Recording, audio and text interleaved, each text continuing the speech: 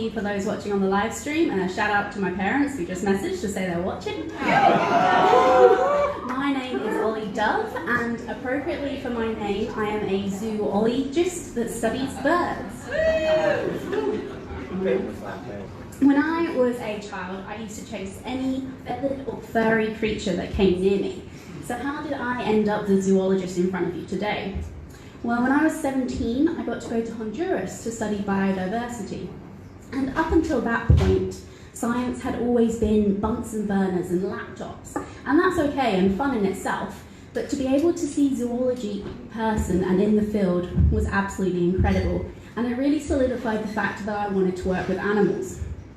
And I was very aware, and have been aware since then, that not everyone gets to have those kind of experiences. So as much as I love working with animals, I also really have a massive passion for sharing those experiences with others. So the transition from teenager that wanted to study animals to the one actually studying zoology wasn't particularly easy, because I actually only just about scraped the grades to get into uni. I actually nearly failed one of my biology exams. And I discovered when I was 18, and it continued all the way up to my master's at 24, that I am not good at exams. So I can't talk about Australia, but in the UK, the way that education is presented to us is it's all about how much you can cram in and regurgitate in an exam. And I do not learn that way. And I saw a few people nod, so I don't think I'm alone in that. And I completely lost my confidence throughout my undergraduate, throughout my master's. I really struggled. So I ended up with this tug-of-war situation. I would go on field trips to South Africa, I got to go to Madagascar to study plovers in my master's, and I loved it. I adored working with the animals. But I thought, I can't go into academia, I can't be a scientist because I'm not intelligent enough. And it was really a conflict inside me. But I kept going, and I ended up here. My project is investigating the effect of natural and anthropogenic. So I investigate the natural and anthropogenic, so that just means human, influences on the feeding behaviour of two seabirds living here in Tasmania. Also, if my voice drops off and you can't hear me in the back row, wave at me. I know all of you in the back row, so I'm not afraid to see you. So I work with little penguins, which you might know as blue or fairy penguins, and short-tailed shearwaters, which you might know as mother birds. And they're actually harvested for consumption here. Next slide, please. So what I hope to achieve is that I want to work out where these birds are foraging in southeast Tasmania and what is influencing that behaviour. And in Storm Bay, the waters here are warming at 4 times the global average, as well as the aquaculture and fishing industries are booming. So there are 2 major impacts on the bird, and I want to sort of untangle if they're having any effects independently or together on the feeding behaviour. And with this information, I can give it to stakeholders to put to use so that they can help identify if there's areas we should be protecting more. This is a quick glimpse of some of the data that I'll be working with. So up top we have a map. Now each colour there represents a different little penguin going out to sea to forage. And you can sort of quickly see from a glance, I was actually going to use the word hotspot, so hotspot round 2, there's a hotspot for where the birds are foraging in that area. And so I can sort of look at what sort of environmental factors are going into that. And the way that I collect this data is that I put GPS devices, which they're about the size of an eraser really. I attach them to the back of the birds and I send them off to sea, and they come back and bring the data to me. And what's really exciting about the technology that I use is that it doesn't just capture location data, it also captures pressure. And what that means is I can tell how far they're diving to feed, which means I can explore the behaviour on a 3D axis, which is super cool. And so what we have here is this is the dive profile of one little penguin. So this first one up here is just 1 hour of the penguin's trip, narrowed down to just 6 minutes. So I can explore how often they're diving and sort of which areas they're diving, as well as what those dives actually look like, and really get down to the nitty-gritty fine-scale aspects of their behaviour. Where do I collect this data? I go to Wedge Island. So this is the Wedge Island in Tasmania, not near Perth, and it's near Marina actually. And I go there for up to 5 weeks at a time with some wonderful volunteers, and I absolutely love it there. So we're camping the entire time, there's no shower, there's not even a toilet, the ocean is our toilet, but I absolutely love it, and I love the fieldwork. It's my favourite thing at the PhD. Next slide, please. Ollie, can I just ask, how deep were those penguins diving? They were within the top 20-metre layer of the thing, but I think the record for a penguin dive is 70 metres. But my penguins don't do that regularly, so that works. But yeah, for a small bird. So a challenge that I have with working with these seabirds is that they are burrowing birds, which means before I can tag them, I have to find them. And this is just a quick overview of how attractive my chosen career choice is. Now, the biggest academic challenge that I've had in my PhD is imposter syndrome. Now, some of you will know what the term is. It happens in all careers, but it is really prevalent among PhD students, especially among women. So I've always had it since I was that 18-year-old almost flunking biology. And it basically means that I don't often have a lot of confidence in what I'm doing and in my science. And the way I deal with that is by talking it through with my friends. And I could spend a whole hour talking about imposter syndrome on its own, but I'm actually going to quickly mention the biggest personal challenge I've had in my PhD. Next slide, please. So the biggest challenge I had was last May. I woke up on the floor of a cold supermarket. So I was actually out just buying some food for a friend's birthday picnic, and I had an unexpected seizure event, which is not really what you want in your first year, or ever. And so I got taken to hospital, and this is the love of my life. So I FaceTimed my cat, Chili, and when the nurse gave me the iPad, she said, "Oh, here, you can use this to talk to people because you're not allowed visitors." And I said, "Well, why am I not allowed visitors?" And she said, "Oh, because of COVID." And I said, "What's COVID?" So it turns out the wildest part of my 2020 was having amnesia and forgetting that we were in a pandemic. Yeah.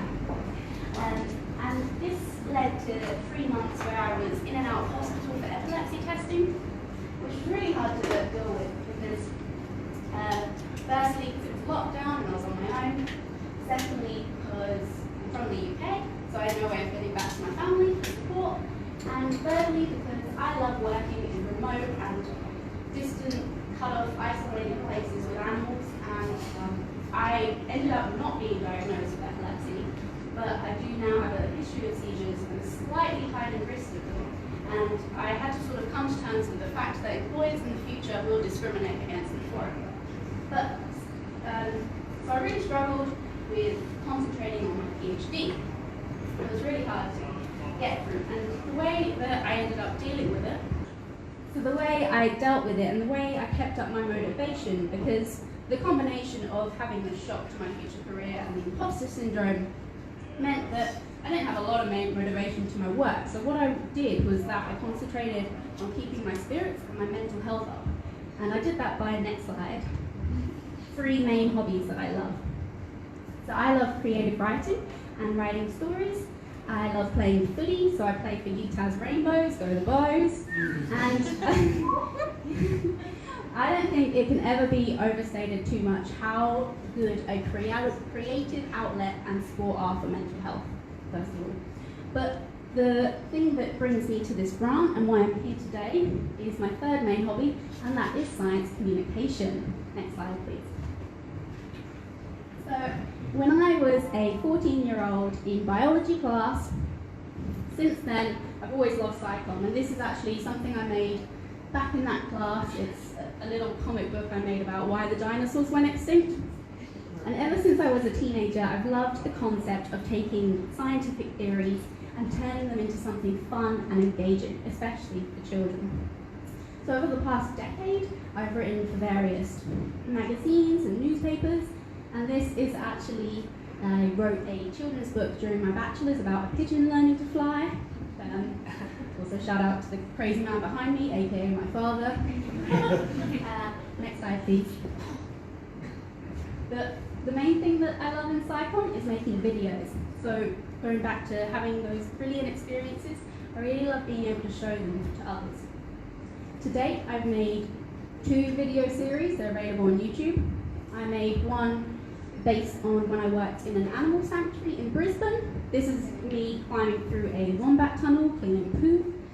And I made one when I was working and traveling in Madagascar. Next slide, please. Do you play that's a video. This is the food I had to take for Wedge, by the way. So with the grant, I've been able to buy some videography equipment. And what I plan to do with it is make a 3rd video series, highlighting the flora and fauna here in Tasmania. My motivation behind this is that I have some friends back home who are teachers in the UK.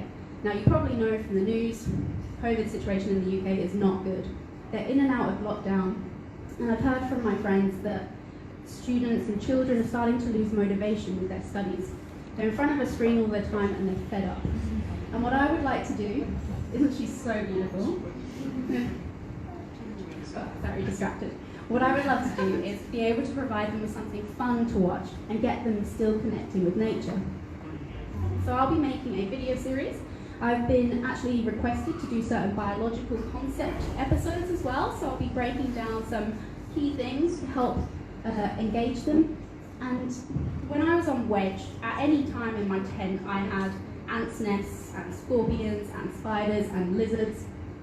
And if I can get them excited in those sort of the critters and the bugs that we have here, it might help them get excited about what they can find in their own gardens. So, pretty incredible. This guy actually snuck up behind me.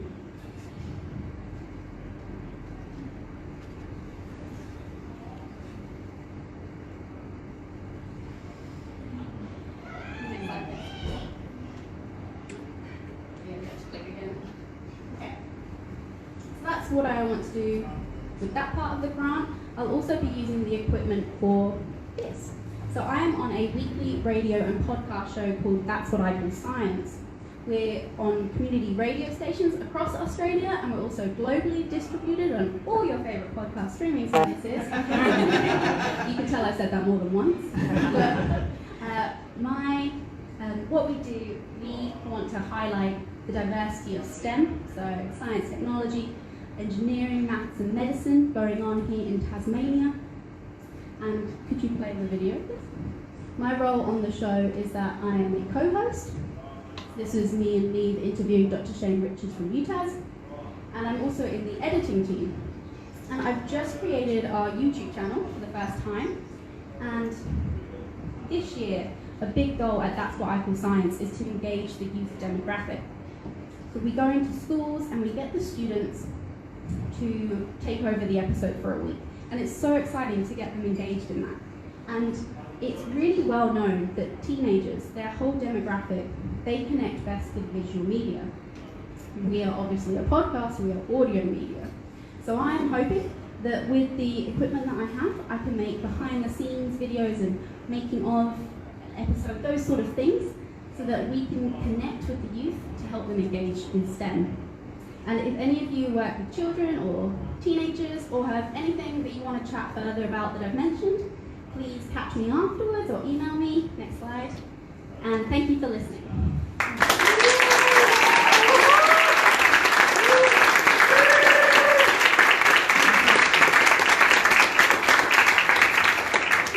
All right, quick question or two for Ollie as we transition over to Neka, another zoology lover. Oh, it was a southern Congo. But the question was, what have I been learning about short-tailed shearwaters?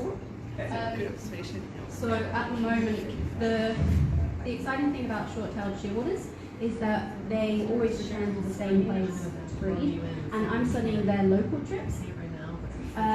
So short-tailed shearwaters, when they're raising young, they either go on short trips nearby or long trips.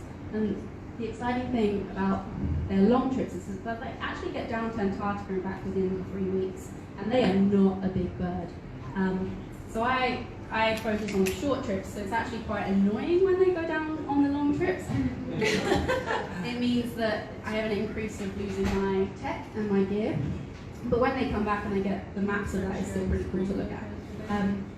But the shearwaters, I haven't actually started the data analysis yet because my fieldwork continues until next year. So I can answer the question better next year as to what I found out personally.